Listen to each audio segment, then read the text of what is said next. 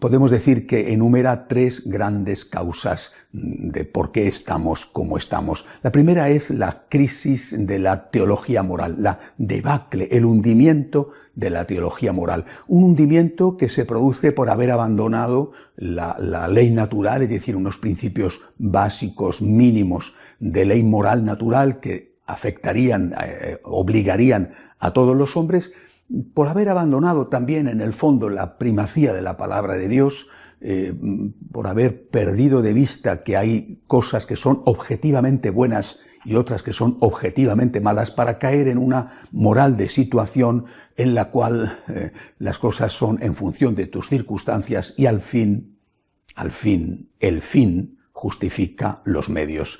La gran debacle de la teología moral producida en la segunda mitad o el último tercio del siglo XX es una de las causas que el Papa Benedicto señala. La otra es la situación en algunos seminarios.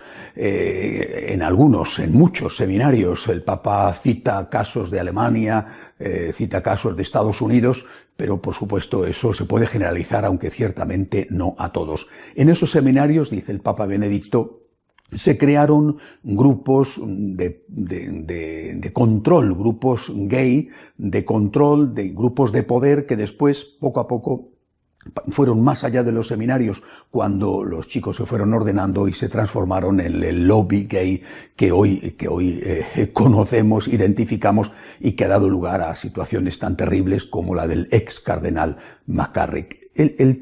La tercera causa del problema está, y eso es un asunto importantísimo, está en el nombramiento de obispos. Son palabras del Papa Emérito. Dice que el Concilio Vaticano II se leyó y se aplicó en muchos casos y en muchas cosas con un criterio de ruptura, de discontinuidad con la palabra de Dios y con la tradición precedente. Eso que se llamó el espíritu del concilio, eso fue la clave no solamente para actuar en determinadas cosas, sino también para elegir obispos. Había que elegir obispos que se llamaban conciliares, pero no conciliares con respecto a la letra del Concilio Vaticano II, sino con respecto a ese espíritu del concilio, que era un espíritu, repito, contrario a la palabra de Dios y a la tradición. Naturalmente, estos obispos, el Papa dice que negaban completamente o mayoritariamente la fe católica. Bueno, pues estos obispos hicieron la vista gorda a lo que pasaba en los seminarios y a lo que cometían algunos sacerdotes. Eso en cuanto a las raíces del mal. Las flores del mal, las flores siempre son bellas, aunque puedan ser venenosas. Las flores del mal hablaban de libertad, de autorrealización, de amor, ¿no? Pues el amor libre, el festival de la isla de White, ¿no? La época hippie, la droga, el sexo de cualquier manera y revuelto. Qué bonito es el amor, los pajaritos cantan, las nubes se levantan, es una primavera maravillosa. Sí, pero eso que lo hizo el mundo, eso también empezaron a hacerlo muchos dentro de la Iglesia. Como la moral había quedado prácticamente reducida a la nada en función de esa moral de situación, pues muchos que hicieron el mal, pero se pararon delante de determinadas líneas rojas, y otros no fueron capaces de pararse en esas líneas rojas y las cruzaron. Y las cruzaron pensando que si otros lo hacían, porque ellos no lo iban a hacer, que ellos tenían derecho a realizarse, y ahí vino, en un sector pequeño, pero por desgracia suficiente, vino el abuso a los menores. Pero claro, las flores del mal produjeron los frutos del mal. Y, es decir, lo que parecía que no iba a tener consecuencias, pues acabó teniendo consecuencias. Por ejemplo, la legislación cambió. Y antes, en esa época de los 60, de los 70, el Papa Benedicto dice que ahí se llegó incluso a teorizar sobre la validez, la legitimidad de la pederastia, de la relación con menores.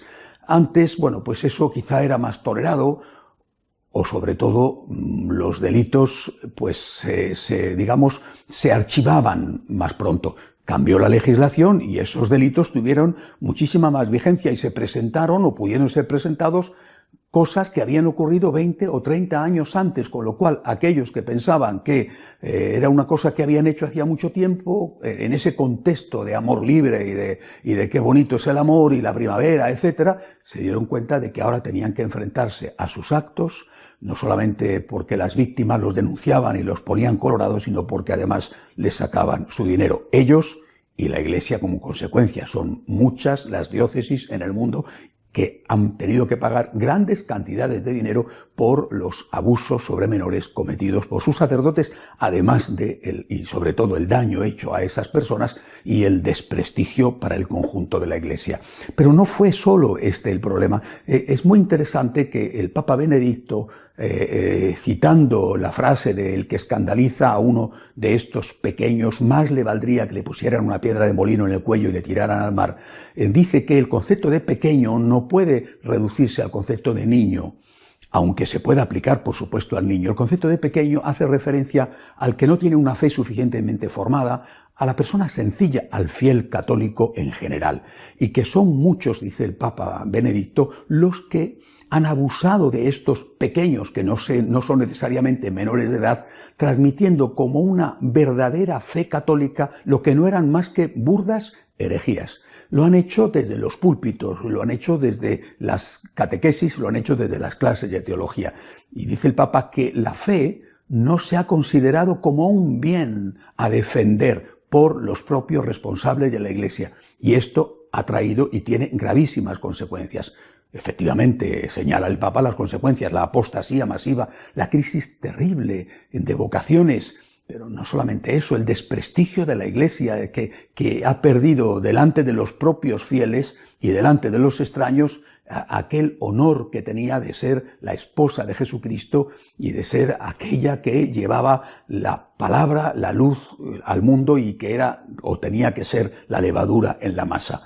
Las consecuencias las estamos pagando, repito, y no son solamente las consecuencias de la falta de credibilidad de la Iglesia por los delitos de pederastia. Insiste el Papa en la importancia de presentar la fe católica como fe católica y no presentar otras cosas que no son la fe católica en nombre de la fe y aprovechando las estructuras de la Iglesia. Pero el Papa no se limita a señalar las raíces, las flores del mal y los frutos que estamos todos padeciendo. El Papa habla del futuro, mira hacia el futuro y dice que la Iglesia sigue dando frutos de santidad y que aunque hay ciertamente y por desgracia algunos que pretenden la creación de una nueva Iglesia, esa Iglesia del espíritu del concilio, no hay que fundar una nueva Iglesia, lo que hay que hacer es volver a la raíz, es decir, volver a Dios, a la primacía de Dios, a la espiritualidad.